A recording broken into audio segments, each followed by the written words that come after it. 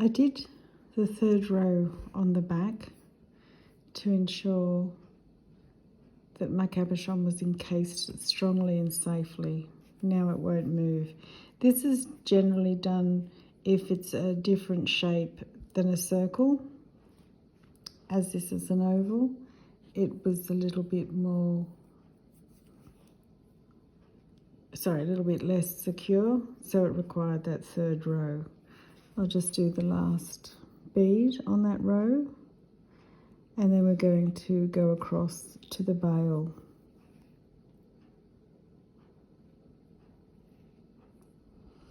So as you can see from doing that stitch, I'm now at the beginning where the tail is. Okay, now because this cabochon has this pattern along here, I have decided to do my bail up the top from this point. You can make your own decision on your own crystal. It can be done from this end generally, but again, because of my pattern on my stone, I'm going to turn my stone sideways. I'm actually going to keep this one a bit on the plainer side, but this point in time we need to get up there. So thread is here. We'll go back underneath the beads.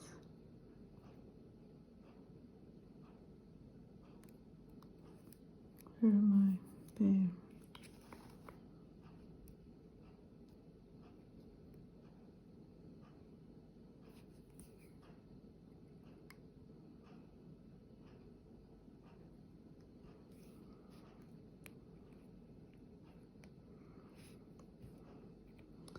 Now, I'm not actually going through the beads. I'm trying to go underneath them. That's not working, so I'll have to go back. Through the beadwork.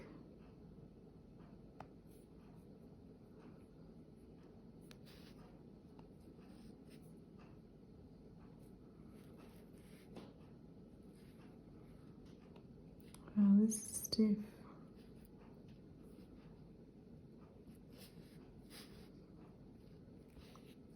And as you can see, this is how my beads get bent. And see that thread starting to fray then? I'm just going to gently slide it away from that frayed section, which is just there.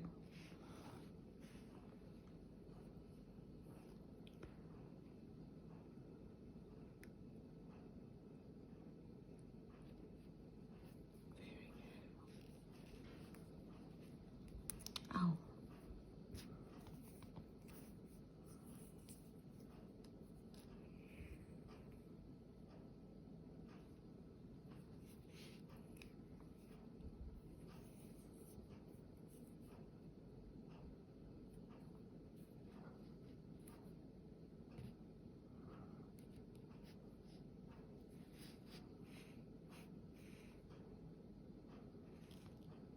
I'm just double making sure that it's close to the center.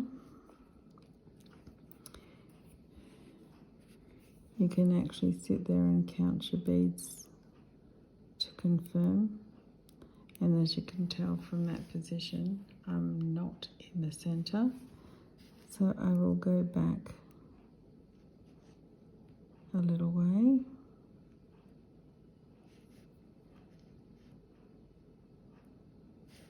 Come on, needle.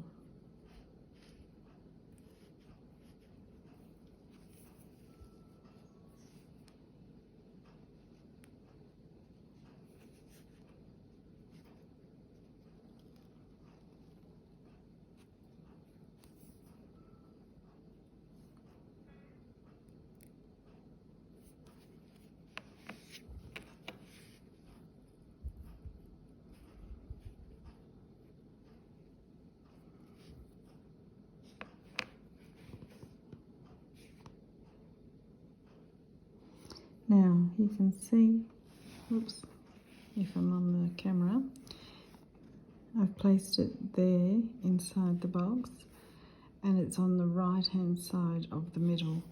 So what I've already done is threaded my tail string, because I'm going up to this point to meet it, to work on the bail.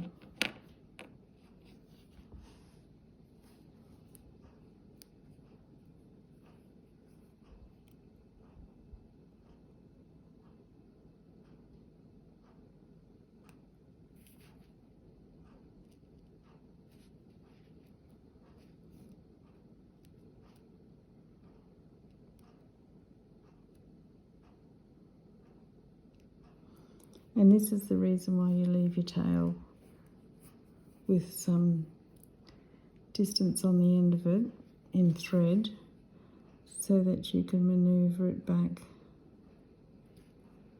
As I said, if I was going to do it on the end, it would have been the perfect position.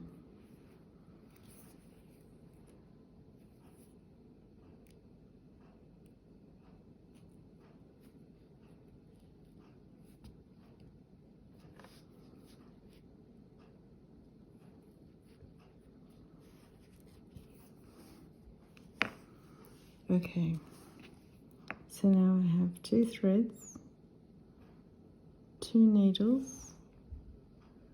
I'll just zoom in so you can see I have 1 thread either end of that group, which will be the middle. Okay, so I'm going to do a white bail, a pink bail, because I'm on the pink beads here. Okay, let's get some pink beads happening. I normally do bails in groups of 3 beads across,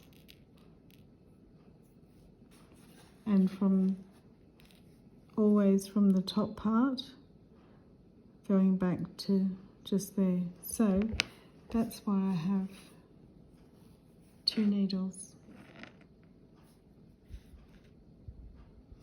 So I will put 3 beads on this needle.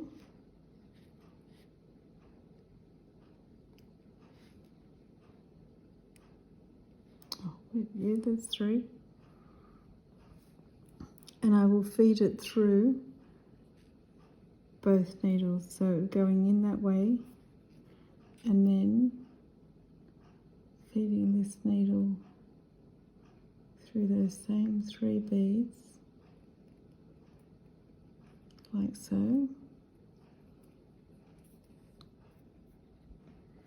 So it's actually being dually threaded. This may look a bit confusing. Let me just get that sorted so you can see. Oops.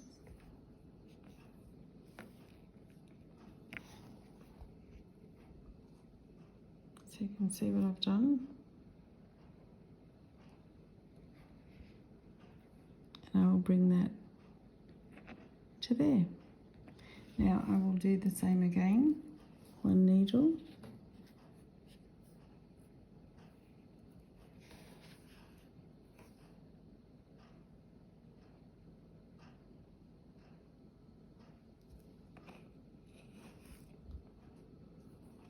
And the other.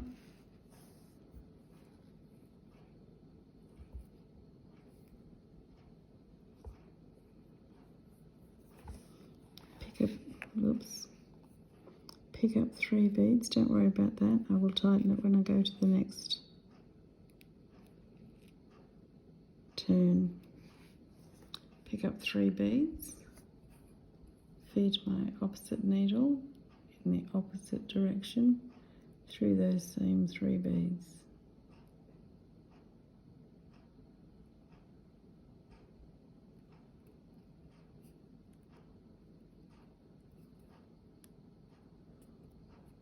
So you push 1 from the right to the left, and the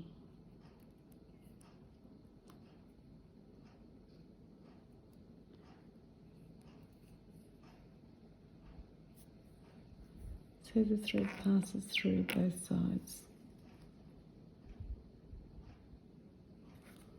Now I'm going to tighten that up. First, tighten the first row and then the second. So as you can see, there's 6 beads. And I will follow this step probably about, depending on the size of the bead, you don't want it to be too big, but usually about at least 6 times, I think. We'll see how it goes. Of course, just go by look. Oh, for goodness sakes, untwist. Right, 3 again.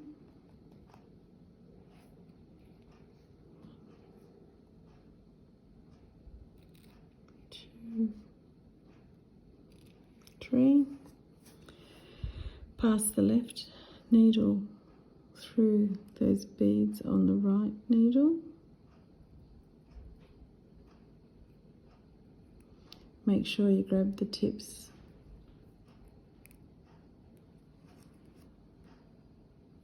of both, of both needles.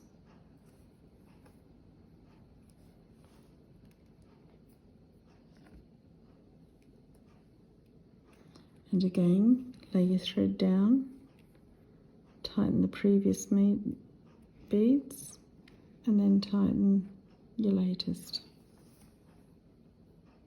So see how that works? This is called brick stitch, where you have 2 needles going through the same stitches.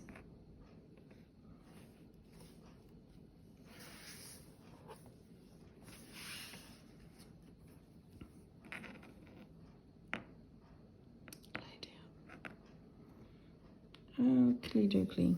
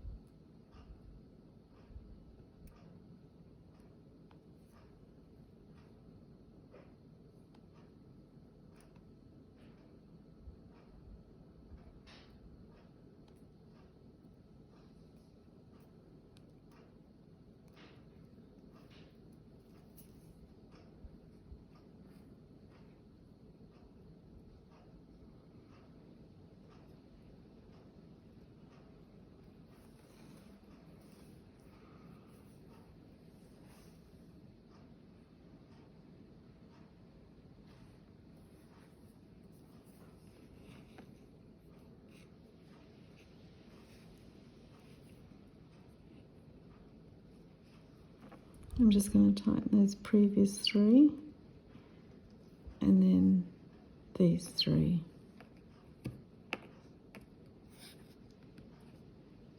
There we go. 1, 2, 3, 4. So I probably will do 6. All you need to do is make sure that when you've done your brick stitch beads, that you can fit a chain through it. Great. Wind's picking up, which is lovely after a 37-degree day. Okay, so can you see that? I will continue a few more rows.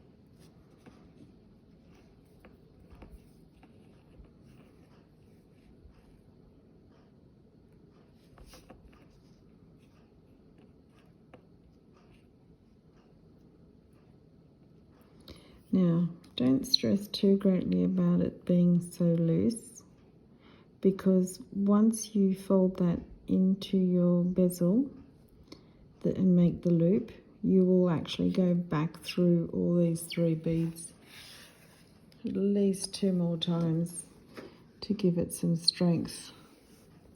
Because like I said, this is the part you never want to have it break and you lose your crystal. And I'd rather go overboard than run the risk of losing a crystal, mostly because I sell them. And I've yet to have a client come back at me and say, it broke.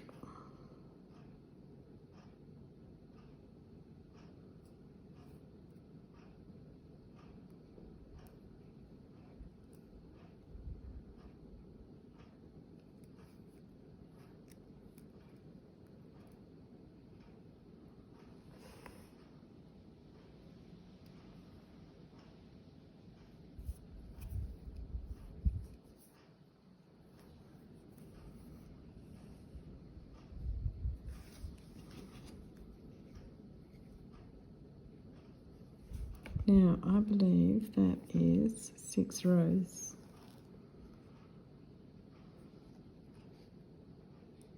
One, two, three, 4, 5, 6. Now, to be sure,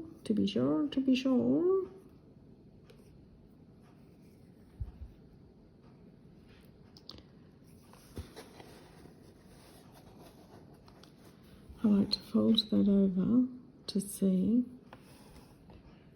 how much space that gives me. And that's actually quite small. So I'm going to do 2 more beads, 2 more rows on this one, because I'd rather it be able to fit a chain through it.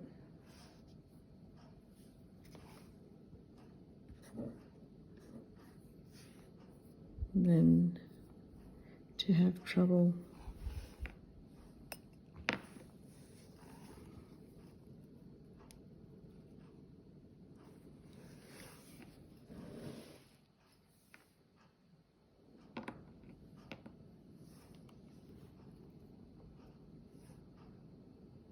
Oops, where are you going?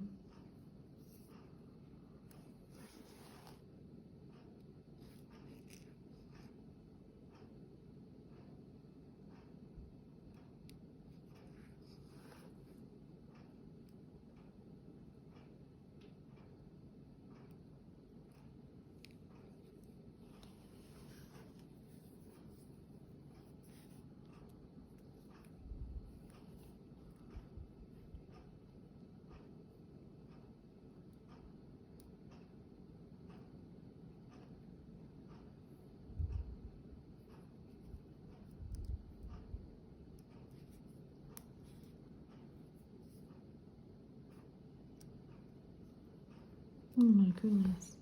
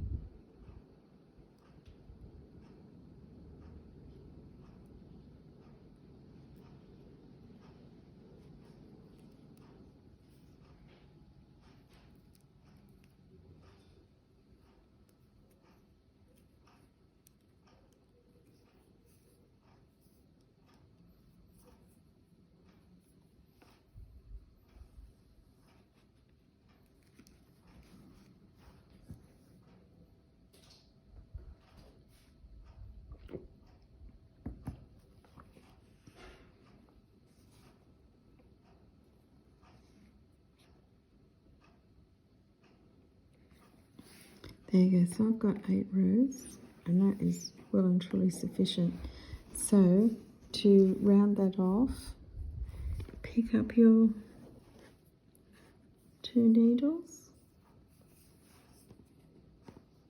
and I'm going to feed it through the bezel needle, the bezel bead.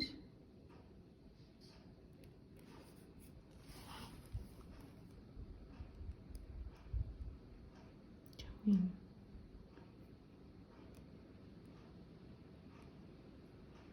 There you go, gotcha.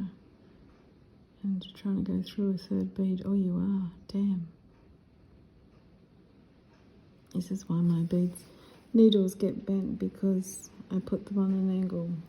I'll show you that. So it's gone through 2 on the bezel. 1, 2.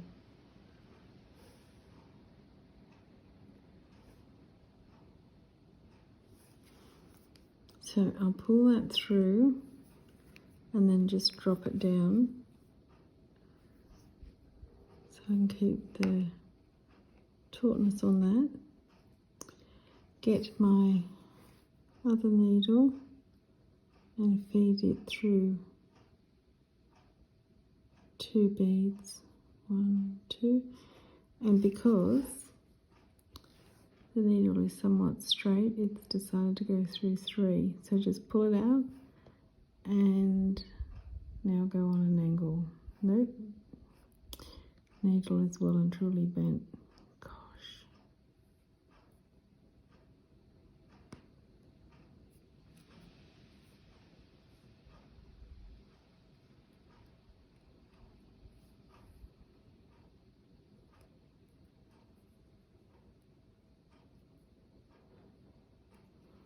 And when this happens, I'll just go through the one that I can get through. Right. Now, first, whoops, don't you go there. First tighten again your beads there.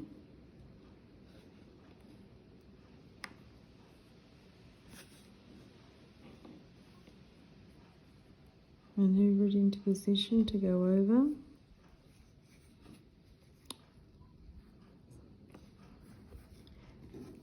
I don't want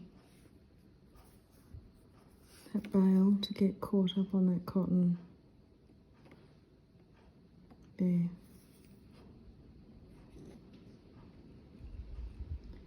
And now it will tighten up all of them. Plenty of space on that bail. So now you go back up through those beads and reinforce it.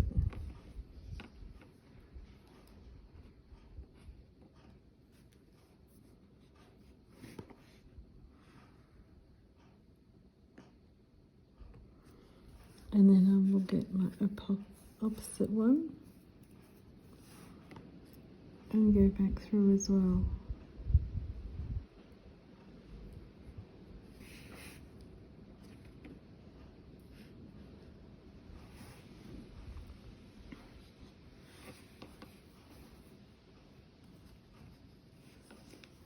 And I'll continue that up the bail, up along here, and then back to the front. And I will do that twice. Geez, that doesn't have a very good clear picture.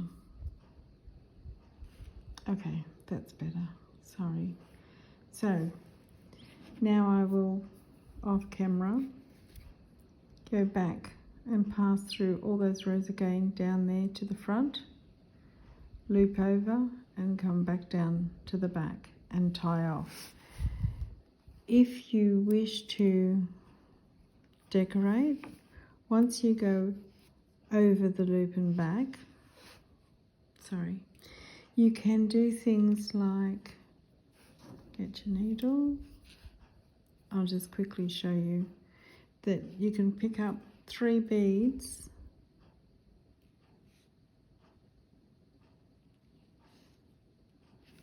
and when you put them, if you want to decorate, there's all different ways, 1, 2, 3. So one way to decorate is to go around one row on the inside of your bezel, and if you put your 3 beads in one hole and back out, it will form a little diamond like so.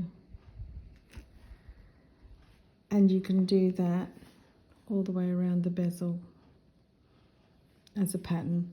Otherwise you can do like I did on that little demonstration video where I showed all my different beaded crystals, how some of them have just got little fringes and others have decorations or loops around the whole bezel. The world is your oyster for decoration. So just showing you the little there. When you do 3 beads, it turns into a little point, and you can do that all around the edge of your bezel. Okay, so there we go, done. Some of them I like to keep plain because the crystal is the beauty of the piece. Oh, look at my nails. Oakley dokley. And that will definitely fit a chain through. I'll show you. See?